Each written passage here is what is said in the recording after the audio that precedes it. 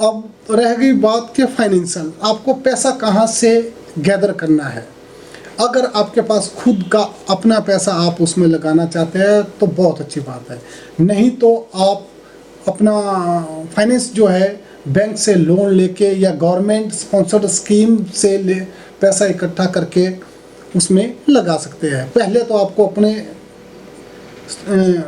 काम की project report तैयार करनी होती है। उसमें आपको प्रोजेक्ट रिपोर्ट में आपको बताना होता है कि मेरे को फ़ोटो स्टूडियो के लिए इतना पैसा चाहिए और वीडियो स्टूडियो के लिए इतना पैसा चाहिए, मेरे सेटअप में इतने कैमरे होंगे, इतने वीडियो कैमरे होंगे, इतने स्टिल कैमरे होंगे, ये मेरा लाइटिंग का खर्चा है। ये सारी प्रोजेक्ट रिपोर्ट बनाने के बाद आपको बैंक में सबमिट करनी पड़ती है और उसके बाद आपको बैंक फाइनेंस करता है सेल्फ एम्प्लॉयमेंट के लिए। तो पैसा आप अपना भी लगा सकते हैं और बैंक से भी आप पैसा फाइनेंस कर सकते हैं। आफ्टर देन इक्विपमेंट्स की बात रही तो इक्विपमेंट, अगर आप दोनों वीडियो एंड फोटो स्टूडियो को चालू रन करना चाहते हैं तो आपके पास एक अच्छा DSLR कैमरा होना चाहिए।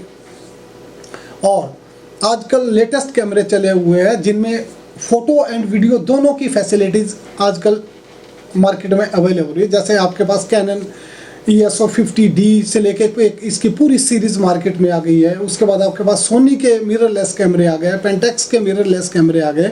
आप मार्केट को अच्छी तरह से स्टडी कर सकते हैं कि कौन कौन सा इक्विपमेंट जो है, किस टाइप के इक्विपमेंट आप इस्तेमाल कर सकते हैं। सस्ते से सस्ता मिनिमम 50,000 से, सोनी का कैमरा 50,000 से शुरू हो जाता है HD रिकॉर्डिंग के साथ, और 1.5, 2 लाख, 2.5 लाख तक के कैमरे आपके पास अवेलेबल है मार्केट में, दोनों काम करने के लिए। फ़ोटो भी उसी में और वीडियो भी उसी में। अगर आप स्पेसिफाइड स्टैंडर्डाइज्ड काम करना चाहते हैं तो आप दोनों काम के लिए अलग अलग कैमरे इस्तेमाल कर सकते हैं। फ़ोटो के लिए अलग हो गया और वीडियो के लिए दूसरा अलग कैमरा हो गया। तो वीडियो के लिए भी अलग स्पेसिफाइड कैमरेज मार्केट में आ गया है जिनमें इंटरचेंजेबल लेंसेज की फैसिलिटीज़ है। तो आप अपने काम के अनुसार जो है अपने इक्विपमेंट्स को इस्तेमाल कर सकते हैं। अदर सेटअप मटेरियल में आपके पास आउटडोर और इंडोर की फैसिलिटीज होती है। अगर आप आउटडोर वीडियो शूट करने के लिए जा रहे हैं तो आपको रिफ्लेक्टर्स की आवश्यकता पड़ सकती है। तो रिफ्लेक्टर्स मार्केट में अवेलेबल है। आप चाहे आप गोल्डन रिफ्लेक्टर ले लीजिए, फोल्डेबल रिफ्लेक्टर ले लीजिए, चाहे सिल्वर ले लीजिए, चाहे ब्राउनिश कलर का रिफ्लेक्टर आप ले लीजिए, चाहे सनगन आपको जरूरत पड़ेगी आउटडोर में रात की शूटिंग के लिए। तो ये सारा इक्विपमेंट आप जो है अदर मटेरियल जो है गेटअप कर सकते हैं। तो ये सारा मटेरियल आपको लेने के लिए मार्केट को इक्विपमेंट की इंटरनेट पे आप स्टडी कर सकते हैं कि कौन कौन सा इक्विपमेंट जो है आपको बेटर सूटेबल रहेगा। दोस्तों, तो अब हम बात करेंगे कि आपको स्टूडियो सेटअप के लिए, स्टार्टअप के लिए जगह की कितनी आवश्यकता है, कितनी जगह आपको उसके लिए चाहिए। तो सबसे पहले हम बात कर रहे हैं फ़ोटो स्टूडियो के लिए।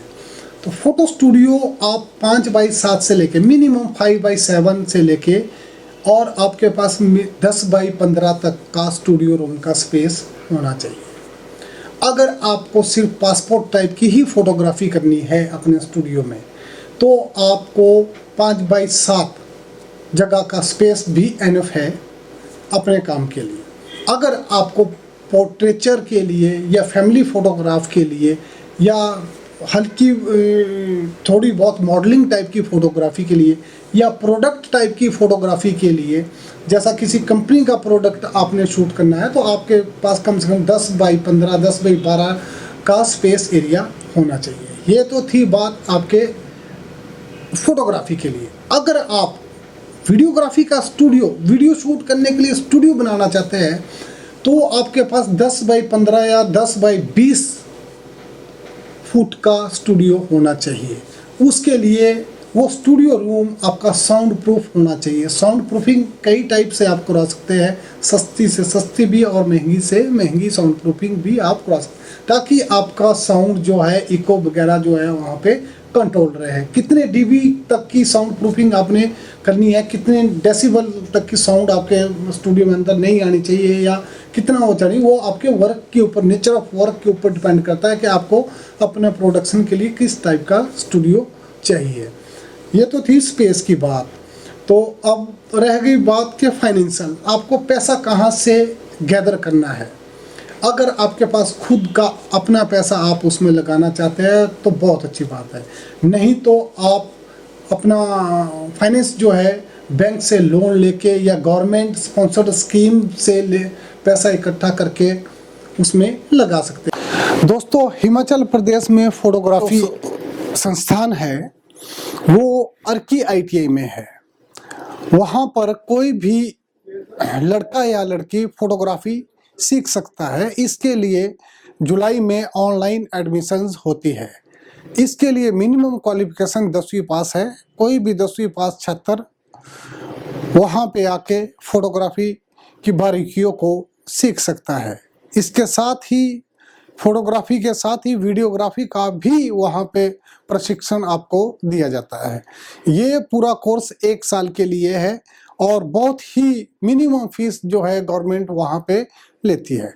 तो जो भी इच्छुक प्रशिक्षणार्थी हिमाचल प्रदेश के फोटोग्राफी के शौकीन हैं या फोटोग्राफी सीखना चाहते हैं तो वो ITI अर्की में आके वो ऑनलाइन एडमिशन ले सकते हैं, जो कि जुलाई में शुरू होती है। दोस्तों, अर्की प्रशिक्षण औद्योगिक प्रशिक्षण संस्थान में पहले 6 महीने का कोर्स जो है उसमें फोटोग्राफी, डिजिटल फोटोग्राफी के बारे में आपको बेसिक्स के बारे में पढ़ाया जाएगा। उसके बाद 6 महीने का कोर्स जो है वो डिजिटल वीडियोग्राफी के बारे में पढ़ाया जाएगा। जैसा कि फोटोग्राफी में आपको शुरू से लेके हिस्ट्री ऑफ फोटोग्राफी, कौन कौन से इक्विपमेंट डिजिटल फोटोग्राफी में इस्तेमाल किए जाते हैं, DSLR से लेटेस्ट DSLR और पॉकेट कैमरा से लेके कैमरे की बारीकियों को पूरा समझा जाता है। फिर उसमें लेंसेज पढ़ाए जाते हैं, कौन कौन से लेंसेज आपने वहाँ पे इस्तेमाल करने हैं। आफ्टर देन उसके बाद उनका यूज़ ऑफ लेंसेज के किस फील्ड के लिए, कौन सी फोटोग्राफी की बहुत सारी फील्ड्स हैं कि आप कौन सी फील्ड जो है उसमें चूज करते हैं, उसमें कौन से लेंस का इस्तेमाल ज़्यादा किया जाता है, किस टाइप से वो किया जाता है, कंपोजिशन आपने किस टाइप से करनी है, कौन कौन से कंपोजिशन के एलिमेंट्स है जो आप वहाँ पे इस्तेमाल करेंगे। ये सारी चीज़ें जो है वहाँ पे सिखाई जाती है। आफ्टर ऑल एक शूटिंग टेक्निक्स के अलावा जब आप शूटिंग कैमरे में कंप्लीट कर लेते हैं उसके बाद एडिटिंग फ़ोटो की कैसे करनी है, फ़ोटोशॉप के ऊपर आपको वो एडिटिंग सिखाई जाती है। फ़ोटोशॉप के टूल्स कैसे इस्तेमाल करने हैं वो इस्तेमाल किया जाता है। जैसे रिटच ब्रश हो गया, हीलिंग टूल हो गया, आपके पास कट टूल हो गया, स्टैम्प टूल हो गया, राइटिंग टूल हो गया कि आपने कैप्शनिंग फ़ोटो की कैसे करनी है, एडिट इमेज को कैसे करना है, कलर बैलेंस कैसे करना है, वो सारे टेक्निक्स जो है आपको वहाँ पे फोटोशॉप पे सिखाई जाती है।